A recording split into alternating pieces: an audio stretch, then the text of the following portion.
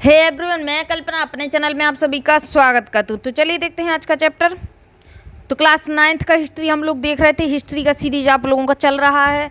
6, 7, 8 का हम लोग कर चुके हैं। अगर अभी तक आपने 6, 7, 8 का नहीं देखा है तो जाके देख लीजिए, एक ही प्लेलिस्ट में पूरा बना हुआ है। और क्लास 9th के हम लोग 3 चैप्टर कर चुके हैं। इधर पे देखिए आप लोग, चौथा नंबर चैप्टर आज हमें देखना है। क्या है? वन्य समाज और उपनिवेशवाद। तो वन पर कैसा इफेक्ट था, इस चीज़ के बारे में बताया गया है। तो चलिए देख लेते हैं इसको। और आपने अगर भूगोल नहीं देखा है तो भूगोल जाके देख लीजिए, क्योंकि भूगोल भी मैंने आपका 6 से 12 तक का करवाया हुआ है। इसके बाद साइंस की अगर आप बात करें तो साइंस भी मैंने 6 से 10 तक का विथ क्वेश्चन आंसर करवाया हुआ है, टॉपिक वाइज, है ना। क्वेश्चन आंसर बन लाइनर साइंस के आपको एक क्वेश्चन आंसर मिल जाएंगे, पूरे डाले मैंने बना के, है ना। तो चलिए अब देखते हैं इसको। आगे देखेंगे वन्य समाज और उपनिवेशवाद। तो वन, उस समय पे वन का क्या था, देखिए। अपने स्कूल और घर में चारों तरफ नज़र दौड़ाकर उन सभी वस्तुओं को पहचाने जो जंगल की हैं। इस किताब का कागज़ आपका किससे बनता है? पेड़ से बनता है। मेज कुर्सी की बात करिए, दरवाजे खिड़कियों की बात करिए, बेरंग जिनके आपसे कपड़े रंगे हुए हैं उनकी बात करिए, मसाले भी आपके कहाँ से आते हैं, है ना। आपकी टॉफ़ी के सेलोफेन रैपर की बात करिए, बिड़ियों के तेंदू पत्ते की बात करिए, सिगरेट टाइप की बीड़ी होती है पीने वाली, पत्ते, गोंद, शहद, कॉफ़ी, चाय, रबड़, ये सब चीज़ें कहाँ से आती हैं? वनों से आती हैं। साथ ही चॉकलेट में इस्तेमाल होने वाला तेल जो साल के बीजों से निकलता है, इस चीज़ की भी बात करते हैं आप। खाल से चमड़ा बनाने में इस्तेमाल होने वाला चर्म शोधक टैनिन, या दवाओं के रूप में इस्तेमाल होने वाली जड़ी बूटियाँ, इन सब को भी हमें नहीं भूलना चाहिए। तो ये सब चीज़ें आपको कहाँ से मिलती हैं? तो वन से मिलती हैं। और हाँ, बाँस, है ना, जलावन की लकड़ियाँ, घास, कच्चा कोयला, पैकिंग में उपयोग होने वाली वस्तुएं, फल फूल, पशु पक्षी एवं ढेरों दूसरी चीज़ें भी जो जंगलों से ही आती हैं। अमेज़न का जंगल सुना होगा आपने। अमेज़न नदी के किनारे जो पूरा जंगल बसा हुआ है वो आपका अमेज़न का जंगल। दुनिया की सबसे चौड़ी नदी की अगर आप बात करें तो वो अमेज़न नदी है ना। अगर आप दुनिया की सबसे लंबी बड़ी नदियों की बात करें तो अगर चौड़ी की बात की जाती है तो अमेज़न आती है, लेकिन अगर लंबी की बात की जाती है तो वो आपकी नील नदी आती है, ठीक है। तो अमेज़न या पश्चिमी घाट के जंगलों के एक ही टुकड़े में पौधों की 500 अलग अलग तरह की प्रजातियां आपको मिल जाएंगी। तो इस तरीके से आपको पौधे मिल जाएंगे। आगे देखिए, यह विविधता तेज़ी से लुप्त होती जा रही है। तेज़ी से लुप्त होने का मतलब है, अभी आप बोले 500 तरह की आपको प्रजातियाँ देखने को मिल जाएंगी पेड़ पौधों की, तो धीरे धीरे ये जो है लुप्त होती जा रही हैं प्रजातियाँ, धीरे धीरे कम होती जा रही हैं।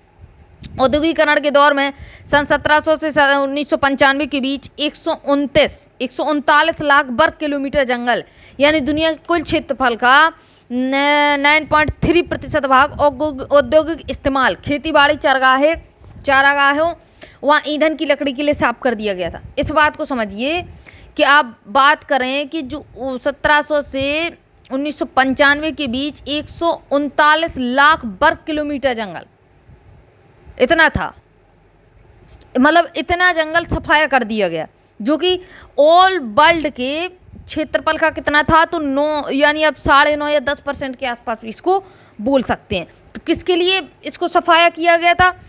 इंडस्ट्रीज के लिए, या खेतीबाड़ी के लिए, या चारगाहों के लिए, या फिर आपका ईंधन की लकड़ी के लिए साफ कर दिया गया था। चलिए आगे देखिएगा। वनों का विनाश, धीरे धीरे वनों का विनाश हो रहा है और होता आ रहा है ना। वनों के लुप्त होने को सामान्य वन विनाश कहते हैं। वन विनाश कोई नई समस्या नहीं है, वैसे तो यह प्रक्रिया कई सदियों से चली आ रही है, लेकिन औपनिवेशिक शासन के दौरान इसने कहीं अधिक व्यवस्थित और व्यापक रूप ग्रहण कर लिया है। आइए भारत में वन विनाश की कुछ गौर करते हैं, कुछ उदाहरण देखते हैं कि कहाँ कब हुआ। देखिए, जमीन की बेहतरी। सन 1600 में हिंदुस्तान के कुल भूभाग के लगभग 6ठे हिस्से पर खेती होती थी। आज यह आंकड़ा बढ़कर आधे तक पहुंच गया है। इन सदियों के दौरान जैसे जैसे आबादी बढ़ती गई और खाद्य पदार्थों की मांग में भी वृद्धि हुई, वैसे वैसे किसान भी जंगलों को साफ करके खेती की सीमाओं को विस्तार देते गए और अपने बेसिक काल में खेती में तेजी से फैलाव आया।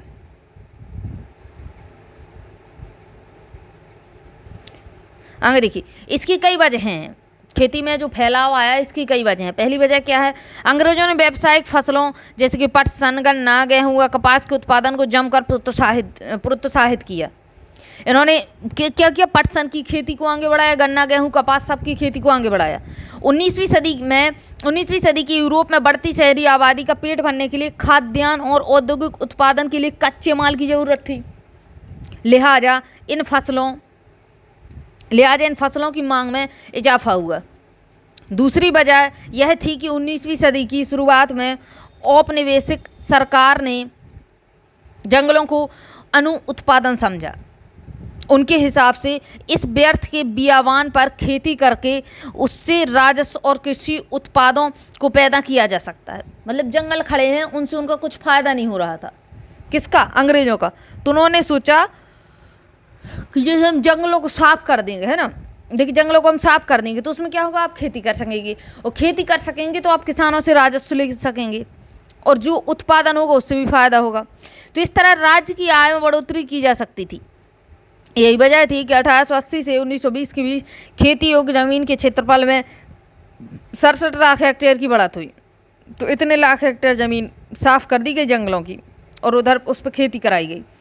खेती के विस्तार को हम विकास का सूचक मानते हैं, लेकिन हमें यह नहीं भूलना चाहिए कि ज़मीन को जोतने से पहले जंगलों की कटाई भी करनी पड़ती है। देखिए, अगर कोई चीज़ आप काम करते हैं, मान लीजिए जंगलों को साफ किया गया, तो सबसे बड़ी बात थी आप पेड़ काट रहे हैं, ये भी गलत है। और दूसरी बात क्या थी कि उससे फ़ायदा भी हो रहा था कि अगर आप काटेंगे पेड़ों को तो ज़मीन निकलेगी, उस पर आप आराम से खेती कर सकते हैं। तो दोनों चीज़ें हो जाती हैं। पटरी पर स्लीपर, देखते हैं इसको क्या है। पटरी पर स्लीपर क्या है? स्लीपर देखिए, रेल की पटरी के आर पार लगे लकड़ी के तख्ते जो पटरियों को उन्हीं जगह पर रोक रखते हैं। तो ये ट्रेन में कुछ पटरी के तख्ते लगाए जाते थे, स्लीपर लगाए जाते थे, तो वो लकड़ी आपकी जंगल से बहुत ज़्यादा काटी जाती थी। देखिए इसको, 19वीं सदी की शुरुआत तक इंग्लैंड में बलूत यानी ओक का पेड़, बलूत के जंगल लुप्त होने लगे थे। इसकी वजह से शाही नौसेना की लकड़ी की आपूर्ति में मुश्किल खड़ी हुई। मजबूत और टिकाऊ लकड़ी की नियमित आपूर्ति के बिना अंग्रेजी जहाज भला कैसे बन सकते थे? जो जहाज बनाने थे उसके लिए मजबूत और टिकाऊ लकड़ी चाहिए थी। ऐसी लकड़ी नहीं कि आपने लकड़ी लगा दी और वो 4 दिन में दी लग के उसमें सड़ गल के ख़राब हो गई। ऐसी लकड़ी तो नहीं चाहिए थी, बहुत मजबूत लकड़ी चाहिए थी, है ना। देखिए इधर पे और क्या है, और जहाज़ों के बिना शाही सत्ता कैसे बचाई जाए और बनाई रखी जा सकती थी। 1820 के दशक में खोजी दस्ते हिंदुस्तान की वन संपदा का अन्वेषण करने के लिए भेजे गए। कुछ लोग आए जिन्होंने क्या किया, खोज की कि जो इधर की वन संपदा है हिंदुस्तान की वो कैसी है, वहाँ से हमें क्या क्या मिल सकता है, क्या क्या फ़ायदे हैं। एक दशक के भीतर बड़े पैमाने पर पेड़ काटे जाने लगे और भारी मात्रा में लकड़ी का हिंदुस्तान से निर्यात होने लगा। लकड़ी हिंदुस्तान से बाहर बिकने लगी। 1850 के दशक में रेल लाइनों के प्रसार ने लकड़ी के लिए एक नई तरह की मांग पैदा कर दी। शाही सेना के आवागमन और औपनिवेशिक व्यापार के लिए रेल लाइनें अनिवार्य थीं। इंजनों को चलाने के लिए ईंधन के तौर पर और रेल की पटरियों को जोड़े रखने के लिए स्लीपरों के रूप में लकड़ी की भारी ज़रूरत थी। 1 मील लंबी रेल की पटरी के लिए 1760 से 2000 स्लीपरों की आवश्यकता होती थी। बताइए, इतने स्लीपर्स चाहिए थे 1 मील लंबी रेलगाड़ी के लिए। आगे देखिए, भारत में रेल लाइनों का जाल 1860 के दशक में तेज़ी से फैला। 1890 तक लगभग 25,000 किलोमीटर लंबी लाइनें बिछाई जा चुकी थीं। 60 से 90 तक 30 साल में 25,500, है ना, इतनी लंबी लाइनें बिछा दी थी। और 1946 में इन लाइनों की लंबाई 7,65,000 किलोमीटर तक बढ़ चुकी थी। रेल लाइनों के प्रसार के साथ साथ बड़ी तादाद में पेड़ भी काटे गए। अकेले मद्रास प्रेसिडेंसी में 1850 के दशक में प्रतिवर्ष 35,000 पेड़ स्लीपरों के लिए काटे गए। बताइए, 35,000 मात्र रेल में जो स्लीपर लगे थे उनके लिए पेड़ काट दिए गए 1850 के दशक में, 10 साल के अंदर। सरकार ने आवश्यक मात्रा की आपूर्ति के लिए निजी ठेके दिए। इन ठेकेदारों ने बिना सोचे समझे पेड़ काटना शुरू कर दिया। रेल लाइनों के इर्द गिर्द जंगल तेजी से गायब होने लगे। वहीं के वहीं जो है पेड़ काटने स्टार्ट कर दिए रेल लाइनों के आसपास ही। आगे देखिए क्या है, ये देखिए ट्रक गट्ठर ले जाता हुआ, गट्ठे ले जाते हुआ लट्ठे। बागान, तो अभी तो हमने जंगल देखे, अब बागान देखिए, जैसे चाय का बाग, कॉफ़ी का बाग, है ना। यूरोप में चाय, कॉफ़ी और रबड़ की बढ़ती मांग को पूरा करने के लिए इन वस्तुओं के बागान बने। बड़े बड़े बाग बगीचे लगाए गए। कॉफ़ी का बागान, चाय का, रबर का, है ना। और इनके लिए भी प्राकृतिक वनों का एक भारी हिस्सा साफ किया गया। अब बागान बनाने थे तो जो मतलब नॉर्मल जैसे अपने आप से जो वन उगे हुए थे उसको साफ किया, फिर बागान वहाँ पे बनाए। औपनिवेशिक सरकार ने जंगलों को औपनिवेशिक तो पता है ना आपको, इतने चैप्टरों में हम लोग पढ़ चुके हैं, अगर नहीं पता तो ये बिल्कुल गलत बात है ना। 6, 7, 8 से हम लोग औपनिवेश के बारे में पढ़ते आ रहे हैं, नहीं पता तो पिछली वीडियो जाके देख लीजिएगा, इधर तो मैं बताऊंगी भी नहीं कि क्या होता है औपनिवेश। औपनिवेश सरकार ने जंगलों को अपने कब्जे में लेकर उनके विशाल हिस्सों को बहुत सस्ती दरों पर यूरोपीय बागान मालिकों को सौंप दिया। ये चीज़ रही। इन इलाकों की बाड़ाबंदी करके जंगलों को साफ कर दिया गया और चाय कॉफ़ी की खेती की जाने लगी। आगे देखिए व्यावसायिक वानिकी की शुरुआत। तो अब देखते हैं व्यावसायिक वानिकी। व्यावसायिक वानिकी समझिए आप, वानिकी तो होता है आपका वन लगाना, है ना, और व्यवसायिक यानी व्यापार के हिसाब से वानिकी, व्यापार के हिसाब से वन लगाने की शुरुआत करना। जैसे अगर आप बात करें, आपको मान लीजिए आपको आम की खेती करनी है ना, तो अब जो वन लगा हुआ है क्या उस वन में पूरे में आम लगे हुए हैं? नहीं ना, तो पहले तो आप वो वन साफ करेंगे और फिर व्यवसाय के हिसाब से आम का पौधा उधर पे लगाएंगे, उसको कहेंगे आप व्यावसायिक वानिकी। आगे देखिए पिछले खंड में हमने देखा कि जहाज और रेल की पटरियां बिछाने के लिए अंग्रेजों को जंगलों की ज़रूरत थी। अंग्रेजों को इस बात की चिंता थी कि स्थानीय लोगों द्वारा जंगलों का उपयोग व व्यापारियों द्वारा पेड़ों की अंधाधुंध कटाई से जंगल नष्ट हो जाएंगे। स्थानीय लोग जो वहाँ के रहते थे, अधिकतर लोग क्या थे, वनों पर निर्भर थे। कुछ लोग तो वनों को ही अपना घर मानते थे, जनजाति लोग थे जो, है ना। तो वहाँ के जो स्थानीय लोग थे उन्होंने देखा कि व्यापार के लिए इस तरीके से अंधाधुंध कटाई हो रही है जंगलों की, तो उससे क्या होगा, जंगल तो ऐसे ही नष्ट ही हो जाएंगे, फिर क्या करेंगे हम लोग, हमारा तो काम ही नहीं चल पाएगा, हमारा तो घर ही जंगल है। इसलिए उन्होंने डाइट्रिच बेंडिस नामक जर्मन विशेषज्ञ को इस विषय पर मशवरे के लिए बुलवाया, सलाह मशवरे के लिए। उसे देश का पहला वन महानिदेशक नियुक्त किया, याद रखने इसको। और देखिए ब्रेंडिस ने महसूस किया कि लोगों को संरक्षण विज्ञान में प्रशिक्षित करना और जंगलों के प्रबंधन के लिए एक व्यवस्थित तंत्र विकसित करना होगा। इसके लिए कानूनी मंजूरी की जरूरत पड़ेगी, वन संपदा के उपयोग संबंधी नियम तय करने पड़ेंगे, पेड़ों की कटाई और पशुओं को चराने जैसी गतिविधियों पर पाबंदी लगा कर ही जंगलों को लकड़ी उत्पादन के लिए आरक्षित किया जा सकेगा। इस तंत्र की अवमानना करके पेड़ काटने वाले किसी भी व्यक्ति को सजा का भागी बनना होगा। इस तरह ब्रेंडिस ने 1864 में भारतीय वन सेवा की स्थापना की। याद रखिएगा, ब्रेंडिस ने 1864 में भारतीय वन सेवा की स्थापना की और 1865 के भारतीय वन अधिनियम को सूत्रबद्ध करने में सहयोग दिया। 1865 में भारतीय वन अधिनियम आया था। इंपीरियल फॉरेस्ट रिसर्च इंस्टीट्यूट की स्थापना 1906 में कहाँ की गई, देहरादून में। तो फॉरेस्ट रिसर्च इंस्टीट्यूट पूछा जाता है कहाँ है, तो देहरादून में 1906 में स्थापित किया गया था। यहाँ जिस पद्धति की शिक्षा दी जाती थी उसे वैज्ञानिक वानिकी कहते हैं, साइंटिफिक फॉरेस्ट्री। वैज्ञानिक वानिकी से क्या मतलब है, विज्ञान के हिसाब से आप वानिकी को चलाएं। जैसे मान लीजिए आपने पेड़ काट दिए, इतने जगह की आपको ज़रूरत थी, तो अगर आपने 10 पेड़ काटे तो आप 10 पेड़ लगा दीजिए, वो बड़े हो जाएंगे, बात ख़त्म। 10 की जगह आप 20 पेड़ लगा देंगे, 10 पेड़ तो अपने आप बड़े हो जाएंगे फल फूल के। तो ये होता था आपका वैज्ञानिक वानिकी कि हिसाब किताब रखें आप। ऐसा नहीं कि आप वन काटने में लगे, पेड़ आपको लगाना नहीं है। क्या होगा, एक ना एक दिन समय आएगा जो वन खत्म हो जाएगा। जब वन खत्म हो जाएगा तो क्या होगा, बहुत दिक्कत आ जाएगी। क्या होगा, बहुत सारी दिक्कतें आती हैं अभी पर्यावरण में, हम लोग पढ़ेंगे। सबसे बड़ी दिक्कत हमें ऑक्सीजन की कमी हो जाएगी। आगे देखिए क्या है, चलिए इसको साफ कर देते हैं यहाँ से। अब देखिए आगे, लेकिन आज पारिस्थितिकी विशेषज्ञों सहित ज़्यादातर लोग मानते हैं कि यह पद्धति कतई वैज्ञानिक नहीं है। आगे देखते हैं, वैज्ञानिक वानिकी के नाम पर विविध प्रजाति वाले प्राकृतिक वनों को काट डाला गया। इनकी जगह सीधी पंक्ति में एक ही किस्म के पेड़ लगा दिए गए। ऐसा किया गया। आपको तो नाम करना है ना कि हाँ हो गई वैज्ञानिक वानिकी, हम लोगों ने पेड़ लगा दिए। काटना है आपको वो वाले पेड़ जो आपको ज़रूरत है, तरह तरह के जड़ी बूटियों वाले, स्लीपर्स के लिए, या फिर आप बोलें तो कागज़ के लिए, या फिर आपको रबड़ के लिए, मतलब तरह तरीके के पेड़ काटेंगे आप। और लगाने के लिए मात्र आपने नाम कर दिया कि हाँ हमने पेड़ लगा दिए, कोई भी पेड़ आपने लगा दिए। तो ये चीज़ हो रही थी। इसे बागान कहा जाता है।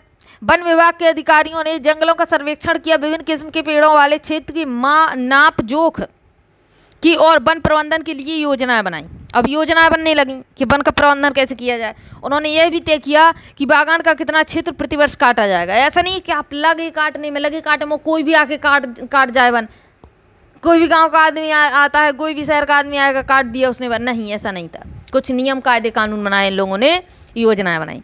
कटाई के बाद खाली जमीन पर पुनः पेड़ लगाए जाने लगे थे ताकि कुछ ही वर्षों में यह क्षेत्र पुनः कटाई के लिए तैयार हो जाए। आगे देखिए, 1865 में वन अधिनियम के लागू होने के बाद इसमें 2 बार संशोधन किया गया। कब तो 1878 और फिर से 1927 में। 1878 वाले अधिनियम में जंगलों को 3 श्रेणियों में बांटा गया। आरक्षित वन बोले गए जंगल, सुरक्षित और ग्रामीण। सबसे अच्छे जंगलों को आरक्षित वन कहा जाता था। गांव वाले इन जंगलों ने अपने उपयोग के लिए कुछ भी नहीं ले सकते थे, आरक्षित कर दिए। अब आप उसमें अंदर नहीं जा सकते हैं, आप उससे कुछ ले नहीं सकते हैं। वे घर बनाने वाले ईंधन के लिए केवल सुरक्षित व ग्रामीण वनों से ही लकड़ी ले जाते थे। आरक्षित मतलब आरक्षित, रिजर्व हो गए। और रिजर्व मतलब कुछ नहीं हो सकता। रिजर्वेशन आपका जैसे चलता है, जनरल की रिजर्वेशन, ओबीसी के लिए रिजर्वेशन, फिर आप उसमें टांग नहीं अड़ा सकते जाके, ये चीज़ हो गई थी। लोगों का जीवन कैसे प्रभावित हुआ देखिए इसको। एक अच्छा जंगल कैसा होना चाहिए इसके बारे में वन पालों यानी जो वन में रहते थे लोग, और ग्रामीण के विचार बहुत अलग थे। दोनों लोगों के अलग अलग थे, है ना। जहाँ एक तरफ ग्रामीण अपनी अलग अलग ज़रूरतों देखिए इधर पर वैज्ञानिक वानिकी को देख लीजिए। वन विभाग द्वारा पेड़ों की कटाई, जिसमें पुराने पेड़ काटकर उनकी जगह एक नए पेड़ लगाए जाएंगे, तो इसको कहते हैं वैज्ञानिक वानिकी। चलिए इसको देखिए क्या है कि जहाँ एक तरफ ग्रामीण अपनी अलग अलग ज़रूरतों जैसे ईंधन, चारे और पत्तों की पूर्ति के लिए वन में विभिन्न प्रजातियों का मेल चाहते थे, वहीं वन विभाग को ऐसे पेड़ों की जरूरत थी जो जहाज़ों और रेलवे के लिए लकड़ी या इमारती लकड़ी मुहैया करा सके। देखिए जब आप पेड़ लगाएंगे, जैसे मान लीजिए वन विभाग के द्वारा आया कि पेड़ लगाना है, तो वो तो वैसे ही पेड़ लगाएगा जो आगे मतलब उसको चाहिए है बिजनेस के लिए, लगाएगा कि नहीं लगाएगा, आप खुद बताइए इस चीज़ को।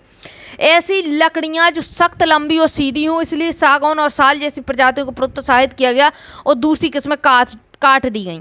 कौन से लगाए गए वन विभाग के द्वारा? साल और सागौन। देखिए इसको। वन्य इलाकों में लोग कंद, मूल, फल, पत्ते आदि वन उत्पादों को विभिन्न जरूरतों के लिए उपयोग करते थे। फल और कंद अत्यंत पोषक खाद्य हैं, विशेषकर मानसून के दौरान जब फसल कटकर घर ना आई हो। दवाओं के लिए जड़ी बूटियों का इस्तेमाल होता है। लकड़ी का प्रयोग हल जैसी खेती के लिए, औजार बनाने के लिए होता है। बांस से बेहतरीन बाड़े बनाए जाते हैं। बांस से तो बांस आपका मजबूत होता है, डलियाँ और बहुत सारी चीज़ें बांस से बनाई जा सकती हैं, बहुत सारी चीज़ें बनती हैं बांस से। देखिए क्या क्या बनता है। और इसका उपयोग छतरी में, टोकरी बनाने के लिए किया जाता है। बांस की बात कर रहा है। सूखे हुए कुम्हड़े के खोल का उपयोग पानी की बोतल के रूप में किया जाता है, बांस की बात कर रहा है। बांस का पेड़ अंदर से खोखला होता है, उसमें आराम से आप बोतल टाइप का बना सकते हैं। जंगलों में लगभग सब कुछ उपलब्ध है। पत्तों को जोड़कर खाओ फेंको किस्म के पत्तल दोने बनाए जाते हैं, आज भी बनाए जाते हैं। आज भी गांव में आपको पत्तल दोने मिलेंगे। डिस्पोजल आपको मिलता है शहरों में, है ना, लेकिन डिस्पोजल की, और अगर गांव की बात करें तो गांव में आपको क्या मिलेगा? पत्तल और दोने मिलते हैं, पत्तों के बने हुए। खाओ फेंको, उससे क्या होगा कि उसका हमारे पर्यावरण पर भी असर नहीं पड़ता है उतना, क्योंकि जो आपका ये डिस्पोजल आता है प्लास्टिक का बनता है। और सियादी की लताओं से रस्सी बनाई जाती है। सियादी आपकी बहुत पतली और मजबूत बेल होती है, तो उससे रस्सी बनाते हैं। सेमूर सूती रेशम होता है कि कांटेदार झाल पर सब्जियां छीली जा सकती हैं इससे। बताइए, सेमूर की कांटेदार जो झाल होती है उससे सब्जियां छीली जा सकती हैं। महुए के पेड़ से खाना पकाने और रोशनी के लिए तेल निकाला जाता है। महुए का फल देखा आपने? नहीं देखा तो देख लेना गूगल सर्च करके, अगर आप गांव देहात के तो आपको ऐसे ही मिल जाएगा। तो उसके फल में तेल मिलता है, उस तेल को हम खा सकते हैं, उसके फल को भी खा सकते हैं, उस तेल को हम रोशनी के लिए जला भी सकते हैं दिए में। आगे देखिए, वन अधिनियम के चलते देश भर में गांव वालों को मुश्किलें बढ़ गई। गांव वाले की मुश्किलें बढ़ गई। वन अधिनियम से नियम लागू हो गए। अब आप अपने तरीके से नहीं चला सकते चीज़ों को, इस कानून के बाद घर के लिए लकड़ी काटना, पशुओं को चराना, कंद मूल फल इकट्ठा करना आदि रोजमर्रा की गतिविधियां गैर कानूनी बन गईं। अब उनके पास जंगलों से लकड़ी चुराने के अलावा कोई चारा नहीं था। अब भाई लकड़ी चाहिए और अधिनियम ने तरह तरह के कानून लागू कर दिए। कैसे लेंगे? तो अब चुराना स्टार्ट कर दिया। और पकड़े जाने की स्थिति में वन संरक्षकों की दया पर होते जो एक मिनट और पकड़े जाने की स्थिति में वे वन रक्षकों की दया पर होते जो उनसे घूस ऐंठते थे। दया के साथ साथ पैसे ले लेते थे। इन नंबर 2 का काम चल रहा था कि जो वन रक्षक थे वो ही पैसे ले लेते थे। अब वन की रक्षा कौन करेगा? जलावनी लकड़ी एकत्र करने वाली औरतें विशेष तौर से परेशान रहने लगीं। मुफ्त खाने पीने की मांग करके लोगों को तंग करना और पुलिस जंगल के चौकीदारों के लिए सामान्य बात थी। ये चीज़ हो गई थी। वनों के नियमन से खेती कैसे प्रभावित हुई, देखते हैं इसको। यूरोपीय उपनिवेशवाद का सबसे गहरा प्रभाव झूम या घुमंती खेती की प्रथा पर दिखाई पड़ता है। झूम या घुमंतू खेती कैसे होती है? पिछले चैप्टर में हम लोग देख चुके हैं। जो जनजातियाँ होती हैं एक जगह ना ठहरें, इधर उधर खेती करती हैं। एक जगह खेती की, उधर पर ज़मीन की उर्वरकता चली गई तो दूसरी जगह जंगल काट के खेती करना स्टार्ट कर देते थे। तो ये आपकी झूम खेती या घुमंतू लोग होते थे। अब देखिए, एशिया, अफ्रीका और दक्षिण अमेरिका के अनेक भागों में यह खेती का एक परंपरागत तरीका है। इसके कई स्थानीय नाम हैं। जैसे दक्षिण पूर्व एशिया में इसको याद कर लेना, ठीक है ना? इसको याद करना है आप लोगों को, ये इंपॉर्टेंट है ये चीज़। जैसे दक्षिण पूर्व, हमारे यहाँ पे तो झूम खेती या घुमंतू खेती आप बोल देते हैं, लेकिन दक्षिण पूर्व एशिया की अगर आप बात करें तो लादेंग बोलते हो। मध्य अमेरिका की बात करें तो आप लिम्पा। एग्जाम में खूब पूछता है अमेरिका वाला कि मैं झूम खेती को अमेरिका साइड क्या कहते हैं, लिम्पा। अफ्रीका में इसको चितमैन कहते हैं, ये भी पूछता है। चितमैन या ताबी। श्रीलंका में चेना, श्रीलंका का खूब पूछा जाता है। हिंदुस्तान में घुमंती खेतों के लिए धया, पेंदा, बेबर, नेबड़, झूम, पोडू, खंदात और कुमरी ऐसे कुछ स्थानीय नाम हैं। झूम खेती को हिंदुस्तान में भी तरह तरह के नाम दिए गए हैं। धया, पेंदा, बेबर, नेबड़ और आपका झूम, पोडू, खंदात, कुमरी, तो ये स्थानीय नाम है इंडिया के। घुमंतू कृषि के लिए जंगल के कुछ भागों को बारी बारी से काटा गया और जलाया जाता है। मानसून की पहली बारिश के बाद इस राख में बीज बो दिए जाते हैं। पहले तो देखा, वन काट गया, वो सूख गया, वन कट के सूख गया, उसमें आग लगा दी, उधर पर राख हो जाएगी तो राख उर्वरक हो जाती है। उस राख में बीज डाल दिया जाता है। आ रही बात समझ में? उस राख में बीज डाल दिया जाता है और अक्टूबर नवंबर में फसल काट ली जाती है। इन खेतों पर 2-1 साल खेती करने के लिए इन्हें 12 से 18 महीने तक छोड़ दिया जाता है। जब एक चौमासे का सीजन निकल जाएगा तो वहाँ पे पेड़ पौधे हो जाएंगे और फिर उसी पेड़ पौधे को काट के फिर से काट दिया, सुखाया और राख बना ली, बस, जिससे वहाँ फिर से जंगल पनप जाए। इन भूखंडों में मिश्रित फसलें उगाई जाती हैं, जैसे मध्य भारत और अफ्रीका में ज्वार, बाजरा, ब्राज़ील में कसावा यानी कॉफ़ी होती है आपकी, और लैटिन अमेरिका के अन्य भागों में मक्का, फलियाँ उगाई जाती हैं। यूरोपीय, अब भाई जो जहाँ चीज़ खपती है और जिस प्रकार से जहाँ का जैसा मानसून और सीजन रहता है ना, ऐसा होता है ना। काली मिट्टी में क्या होगा? काली मिट्टी में आप कहेंगे कि सबसे अच्छी खेती किस चीज़ की होती है? धान की खेती कर, मतलब जैसे आपको दलदली ज़मीन है तो वहाँ पे अच्छी खेती किस चीज़ की होती है? चावल की, धान की होती है ना। तो इस तरीके से चीज़ें रहती हैं कि मिट्टी कहाँ की कैसी है, मानसून कहाँ कैसा, उस प्रकार से बीज बोए जाते हैं। आगे देखिए, यूरोपीय वन रक्षकों की नज़र में यह तरीका जंगलों के लिए नुकसानदेह था। उन्होंने महसूस किया कि जहाँ कुछ एक सालों के अंतर पर खेती की जा रही हो, ऐसी ज़मीन पर रेलवे के लिए इमारती लकड़ी वाले पेड़ नहीं होंगे। अब वो तो खेती करने की जगह थी ना, 1 साल छोड़ दिया, दूसरे साल कर ली, तीसरे साल छोड़ दिया, चौथे साल कर ली। अब वहाँ पे अगर आप चाहें कि आपको इमारती लकड़ी वहाँ पे पैदा करनी है तो वो नहीं हो पाएगी, सीधी सी बात है। ये देखो, ये जंगलों में आग लगाई हुई दिखाया गया है। जंगलों के पेंदा या पोंदू हिस्से को जलाना, इसको एक बार देख लीजिए, पोंदू या पेंदा हिस्सा क्या होता है। घुमंतू खेती में जंगलों को साफ किया जाता है। सामान्यतः चट्टानों की ढलानों पर पेड़ों को काटने के बाद राख के लिए इन्हें जला दिया जाता है। इसके बाद इस क्षेत्र में फिर बीज बिखेर दिए जाते हैं और वर्षा में सिंचाई के लिए छोड़ दिए जाते हैं। आगे देखिए, साथ ही जंगल जलाते समय बाकी भी इस कीमती पेड़ों के भी फैलती लपटों की चपेट में आ जाने का खतरा बना रहता है। घुमंतू खेती के कारण सरकार के लिए लगान का हिसाब रखना भी मुश्किल था। इसलिए सरकार ने घुमंतू खेती पर रोक लगाने का फैसला किया। इसके परिणाम स्वरूप अनेक समुदायों को जंगलों में उनके घरों से जबरन विस्थापित कर दिया जाए। कुछ को अपना पेशा बदलना पड़ा तो कुछ ने छोटे बड़े विद्रोहों के जरिए प्रतिरोध किए। आगे देखिए, शिकार की आज़ादी किसे दी। देखते हैं कि शिकार करना होता था तो किसे आज़ादी थी। जंगल संबंधी नए कानून ने वनवासियों की जीवन को एक और तरह की प्रभावित किया। किस तरीके से? वन कानूनों के पहले जंगलों में उनके आसपास रहने वाले बहुत सारे लोग हिरण, तीतर जैसे छोटे मोटे शिकार करके जीवन यापन करते थे। यह पारंपरिक प्रथा अब गैर कानूनी हो गई। अब जो है शिकार आप नहीं कर सकते, गैर कानूनी बता दिया गया। इसे शिकार करते हुए पकड़े जाने वालों को अवैध शिकार के लिए दंड दिया जाएगा। यहाँ एक तरफ वन कानूनों ने लोगों को शिकार के परंपरागत अधिकार से वंचित किया, वहीं बड़े जानवरों का आखिट एक खेल बन गया। आखिट मतलब क्या होता है? शिकार करना। आखिटक शिकारी होता है, याद रखना इस चीज़ को, पूछ दे आपसे एग्जाम में, क्योंकि एनसीईआरटी में लिखा, अधिकतर एनसीईआरटी में अधिकतर जगह आपको आखिट लिखा मिलेगा। आखिट मतलब होता है शिकार, और आखिटक यानी शिकारी। पूछ दे एग्जाम में आखिट किसका पर्यायवाची है? शिकार का, है ना। बड़े जानवरों का आखिर एक शिकार खेल बन गया। हिंदुस्तान में बाघों और दूसरे जानवरों का शिकार करना सदियों से दरबारी और नवाबी संस्कृति का हिस्सा था। यानी अगर आप शिकार करते हैं तो वो आपको राजा माना जाएगा, बहुत बढ़िया सा राजा है भाई, नवाब है। अनेक मुगल कलाकृतियों में शहजादों और सम्राटों को शिकार का मजा लेते हुए दिखाया गया है। काफ़ी इनकी चित्रकला है, उसमें दिखाया गया है। किंतु औपनिवेशिक शासन के दौरान शिकार का चलन इस पैमाने तक बढ़ा कि कई प्रजातियाँ लुप्त हो गईं। कई प्रजातियां पूरी तरीके से लुप्त हो गईं। अंग्रेजों की नज़र में बड़े जानवर जंगली, बर्बर और आदि समाज के प्रतीक चिन्ह थे। उनका मानना था कि खतरनाक जानवरों को मार कर वे हिंदुस्तान को सभ्य बनाएंगे। मतलब अभी तक तो इंसानों को सभ्य बना रहे थे, अब जानवरों को मार कर भी सभ्यता बनाएंगे हिंदुस्तान में। बाघ, भेड़िए और दूसरे बड़े जानवरों के शिकार पर यह कहकर इनाम दिया गया कि इनसे किसानों को खतरा है। बताया गया कि आप शेर को मार दीजिए, आपको शेर से खतरा है। तो लोगों ने कहा हाँ सही बात है, लेकिन मेन दिक्कत क्या थी कि शेर की तो प्रजाति खत्म हो रही है, बाघ की तो प्रजाति खत्म हो रही है। ये चीज़ लोगों के दिमाग में नहीं चढ़ी।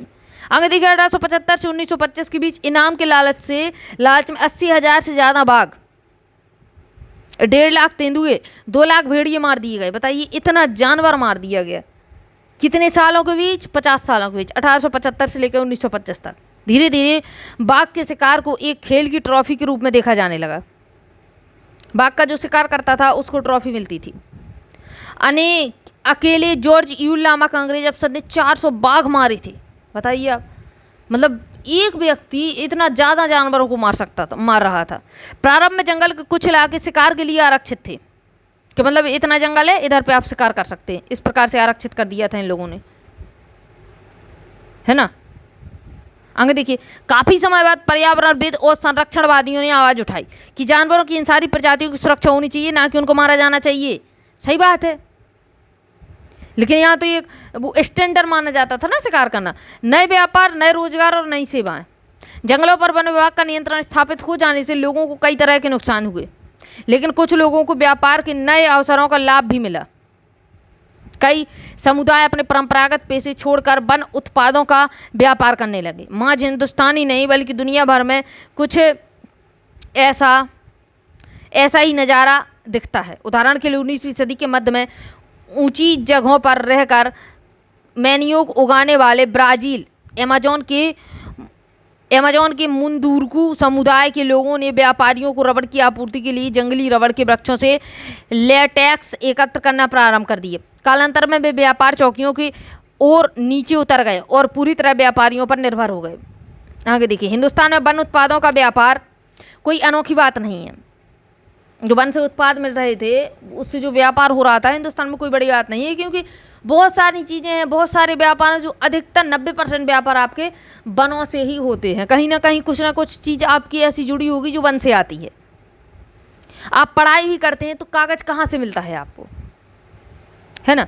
आप खाते हैं तो आपको मसाले कहाँ से मिलते हैं, कोई भी चीज़ देख लीजिए, अधिकतर चीज़ क्या होगी, वन से जुड़ी होगी। मध्यकाल में ही आदिवासी समुदायों द्वारा बंजारा आदि घुमंतू समुदायों के माध्यम से हाथियों और दूसरे सामान जैसे खाल, सींग, रेशम के कोए, हाथी दांत, बांस, मसाले, रेसे, घास, गोंद और राल के व्यापार के सबूत मिलते हैं। लेकिन अंग्रेजों के आने के बाद व्यापार पूरी तरह सरकारी नियंत्रण में चला गया। ब्रिटिश सरकार ने कई बड़ी यूरोपीय व्यापारिक कंपनियों को विशेष इलाकों में वन उत्पादों के व्यापार की इजारेदारी सौंप दी। इजारेदारी मतलब होता है एकाधिकार, मतलब सरकार के पास पूरा अधिकार चला गया। अब आपको कुछ करना है तो आपको परमिशन सरकार से लेनी पड़ेगी। स्थानीय लोगों द्वारा शिकार करने और पशुओं को चराने पर बंदिशें लगा दी गई। इस प्रक्रिया में मद्रास प्रेसिडेंसी के कोरावा, कराचा और एरुकुला जैसे अनेक चरवाहे और घुमंतू समुदाय अपनी जीविका से हाथ धो बैठे। ये समुदाय हैं, इनमें से कुछ को अपराधी कबीले कहा जाने लगा और ये सरकार की निगरानी में फैक्ट्रियां, खदानों और बागानों में काम करने को मजबूर हो गए। क्या कर रहे हैं, करना तो पड़ेगा कुछ, भाई खाना तो चाहिए पेट भरने के लिए। काम के नए अवसरों का मतलब यह नहीं था कि उनकी जीवन परिस्थिति में हमेशा सुधार ही हुआ हो। असम के चाय बागानों में काम करने के लिए झारखंड के संथाल जनजाति हैं, संथाल और उराव, व छत्तीसगढ़ के गोंड जैसे आदिवासी मर्द व औरतें दोनों ही भर्ती की गईं। इन लोगों को क्या किया, असम के चाय बागानों में काम करने के लिए रखा गया। उनकी मजदूरी बहुत कम थी और कार्य परिस्थितियाँ उतनी ही खराब थीं। उन्हें उनके गांव से उठाकर भर्ती कर तो लिया जाता था, लेकिन उनकी वापसी आसान नहीं थी, भेजा नहीं जाता था। काम के लिए उठा तो लाए आप। अब देखिए वन विद्रोह है, अब ऐसे ही चलता रहा तो लोगों ने वन विद्रोह करना शुरू किया। देखिए इधर पे देखते हैं, हिंदुस्तान और दुनिया भर में वन समुदायों ने अपने ऊपर थोपे गए बदलावों के खिलाफ बगावत की। संथाल परगना में सीधू और कानू, छोटे नागपुर में, संथाल परगना की बात कर रहा है, सीधू और कानू, और छोटा नागपुर पठार कहाँ है आपका, झारखंड में, बिरसा मुंडा। झारखंड में बिरसा मुंडा पढ़ा था ना हमने पिछले चैप्टरों में। और आंध्र प्रदेश में अल्लूरी सीताराम राजू को लोकगीतों और कथाओं में अंग्रेजों के खिलाफ उभरे आंदोलन के नायक के रूप में जाना जाता है। बिरसा मुंडा झारखंड में, आंध्र प्रदेश में अल्लूरी सीताराम, है ना। अब हम बस्तर छत्तीसगढ़, बस्तर रियासत में 1910 में हुए ऐसे ही एक विद्रोह का विस्तार करेंगे। बस्तर कहाँ है आपका, छत्तीसगढ़। बस्तर के लोग, बस्तर छत्तीसगढ़ के सबसे दक्षिणी छोर पर आंध्र प्रदेश, उड़ीसा और महाराष्ट्र की सीमाओं से लगा हुआ क्षेत्र है। बस्तर का केंद्रीय भाग पठारी है। इस पठार के उत्तर में छत्तीसगढ़ का मैदान और दक्षिण में गोदावरी का मैदान है। इंद्रावती नदी बस्तर के आसपास पूरब से पश्चिम की तरफ बहती है। याद रखना इंद्रावती नदी कहाँ बहती है। बस्तर में मरिया और मुरिया, देखिए बस्तर में कौन कौन मिलेगा आपको, एक तो मरिया और मुरिया जनजाति मिल जाएगी, गोंड, धुरवा, भतरा, हलवा, इसको याद रखना, आदि अनेक आदिवासी समुदाय मिल जाएंगे। अलग अलग जबानें बोलने के बावजूद इनके रीति रिवाज और विश्वास एक जैसे थे। अलग अलग जबानों से मतलब इनकी लैंग्वेज अलग थी, है ना, लेकिन विश्वास एक जैसे थे। बस्तर के लोग मानते हैं कि हर एक गांव को उनकी ज़मीन धरती माँ से मिली है। बिल्कुल सही बात है, कौन सी गलत बात है। और बदले में वे प्रत्येक खेतीहर त्यौहार पर धरती को चढ़ावा चढ़ाते हैं। धरती के अलावा भी नदी, जंगल और पहाड़ों की आत्मा को भी उतना ही मानते हैं, चूँकि हर गाँव को अपनी चौहद्दी पता होती है। इसलिए ये लोग इन सीमाओं के भीतर समस्त प्राकृतिक संपदाओं की देखभाल करते हैं। यदि एक गांव के लोग दूसरे गांव के जंगल से थोड़ी लकड़ी लेना चाहते हैं तो इसके बदले में वे एक छोटा सा शुल्क अदा कर देते हैं, जिसे देवसारी कहते हैं। मतलब इनका क्या है, सीधी सी बात है, मान लीजिए एक इतना एरिया आपका है ना, इतने एरिया में आप हैं, है ना, और इतना एरिया दूसरे व्यक्ति का है। अब आपको कुछ लकड़ी चाहिए, अब आप इसके एरिया में जाके लेते हैं तो क्या है, ये गलत है ना, चोरी करना हो जाएगा। इसलिए क्या किया जाता था कि छोटा सा शुल्क दे देंगे आप, है ना। जब छोटा सा शुल्क दे देंगे तो वो चोरी नहीं कहलाएगी, ये चीज़ हो जाती थी। देखिए आगे क्या है, जिसे देवसारी, वो छोटा सा शुल्क देना देवसारी कहलाता था। दांड या मान कहलाता था। कुछ गांव अपने जंगलों की हिफाजत के लिए चौकीदार रखते थे, जिन्हें वेतन के रूप में हर घर में थोड़ा थोड़ा अनाज दिया जाता था। हर वर्ष एक बड़ी सभा का आयोजन होता है। यहाँ एक परगना गांव का समूह कहलाता है कि गांव के मुखिया जुटते थे और जंगल सहित तमाम दूसरे अहम मुद्दों पर चर्चा होती थी। आगे देखिए, लोगों के भय औपनिवेशिक सरकार ने 1905 में जब जंगल के 2/3 हिस्से को आरक्षित करने, घुमंतू खेती को रोकने और शिकार व अन्य उत्पादों के संग्रह पर पाबंदी लगाने जैसे प्रस्ताव रखे तो बस्तर के लोग बहुत परेशान हो गए।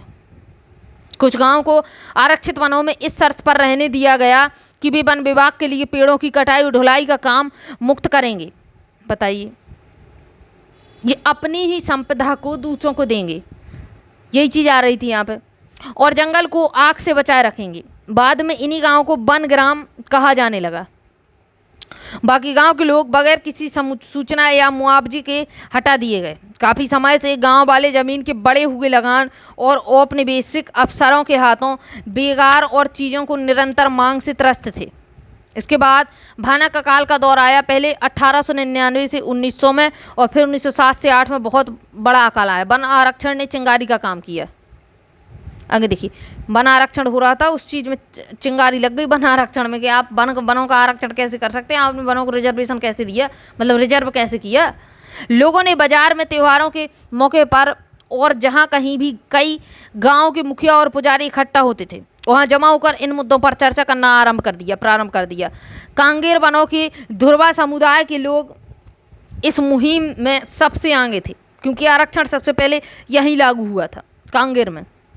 हालांकि कोई एक व्यक्ति इसका नेता नहीं था, लेकिन बहुत सारे लोग नेथानार गांव के गुंडाधूर को इस आंदोलन की एक अहम शख्सियत मानते थे।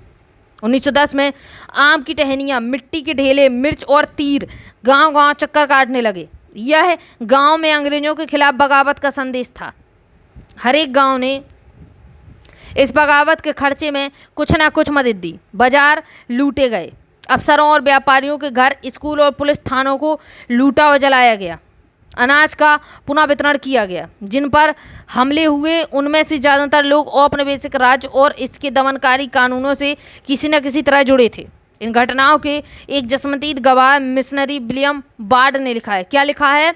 पुलिस वालों व्यापारियों, जंगलों के अर्दलियों या स्कूल मास्टर और प्रवासियों का हुजूम चारों तरफ से जगदलपुर में चला आ रहा है। तो इसने लिखा था, मतलब लोग बाग आ रहे थे, मतलब आरक्षण किया हुआ था जंगलों का, तो लोग बाग क्या कर रहे थे, तरह तरह के आंदोलन चलाए हुए थे। अंग्रेजों ने बगावत को कुचल देने के लिए सैनिक भेजे। आदिवासी नेताओं ने बातचीत करनी चाहिए, लेकिन अंग्रेज फौज ने उनके तंबुओं को घेर कर उन पर गोलियां चला दी। इसके बाद बगावत में शरीक लोगों पर कोड़े बरसाए और उन्हें सजा देते सैनिक गांव-गांव घूमने लगे। ज़्यादातर गांव खाली हो गए क्योंकि लोग भागकर जंगलों में चले गए। अंग्रेजों को फिर से नियंत्रण पाने में 3 महीने लगे, फरवरी से मई तक। फिर भी वे गुंडाधूर को कभी नहीं पकड़ पाए।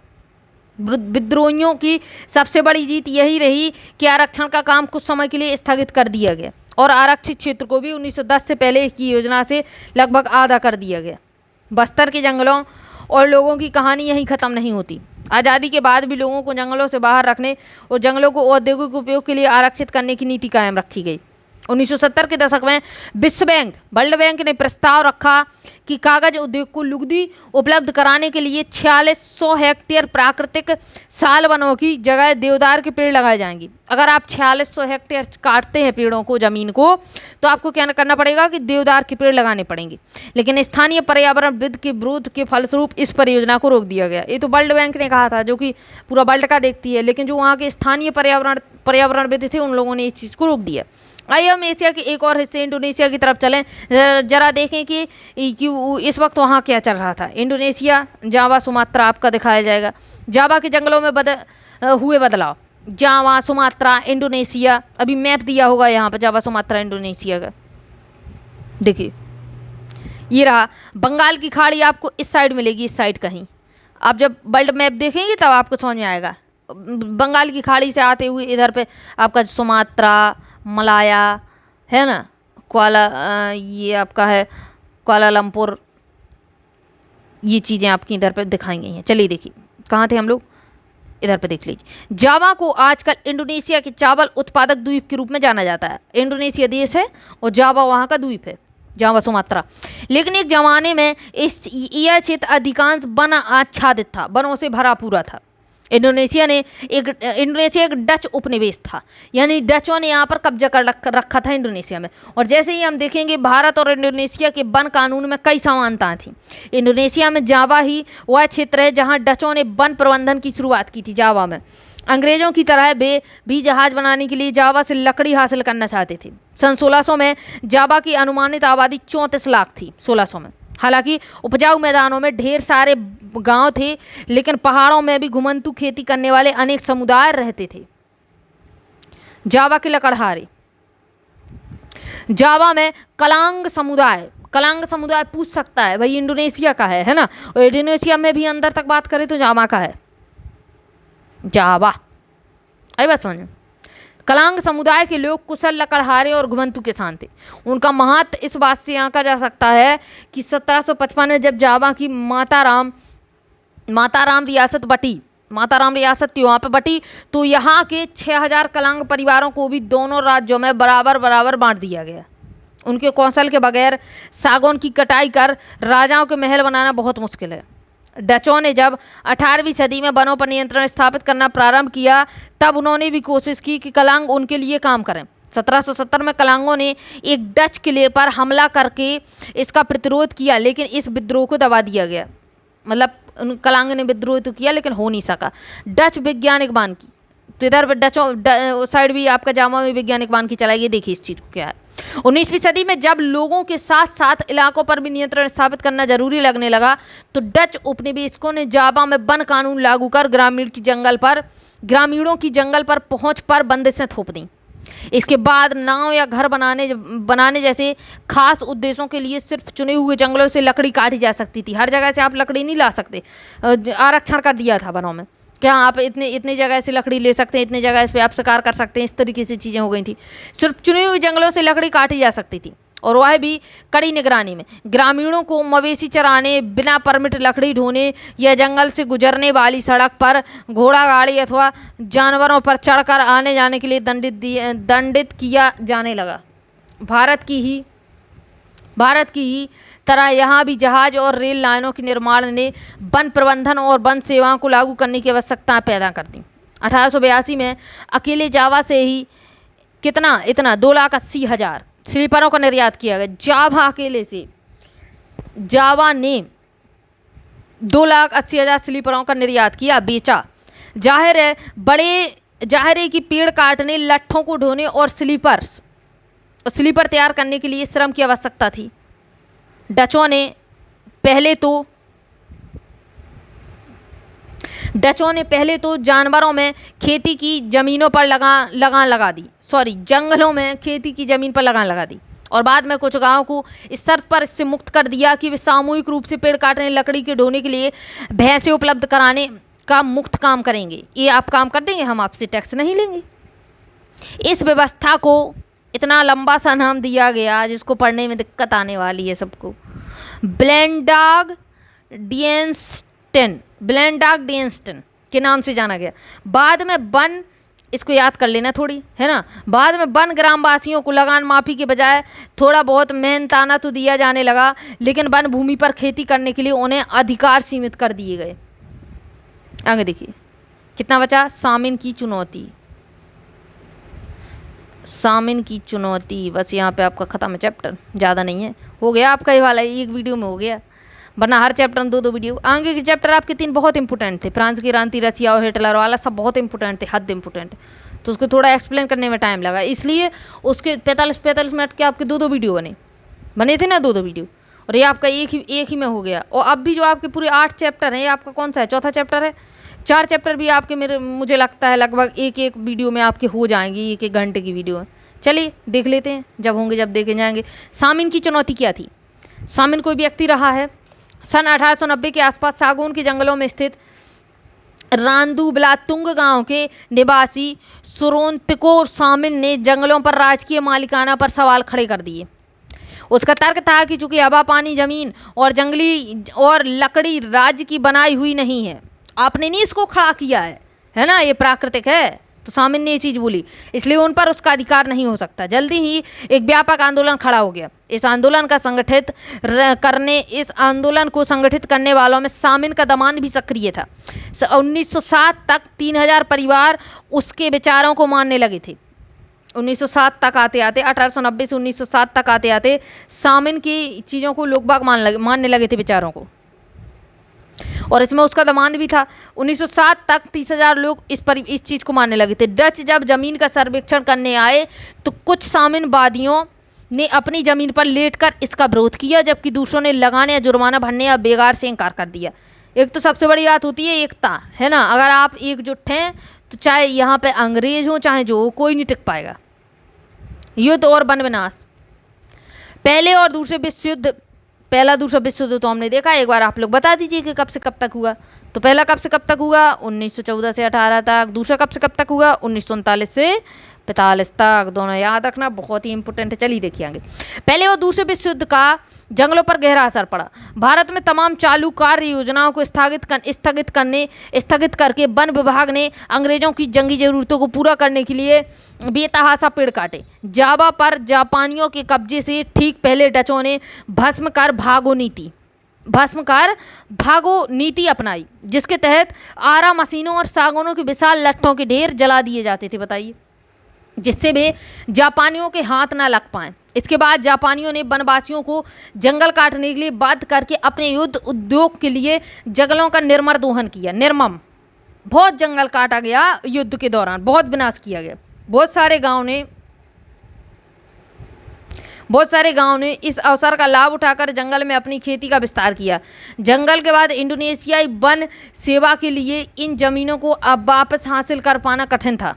हिंदुस्तान की ही तरह यहाँ भी खेती योग्य भूमि के प्रति लोगों की चाह और ज़मीन को नियंत्रित करने और लोगों को उससे बाहर रखने की वन विभाग की जिद के बीच टकराव पैदा हुए।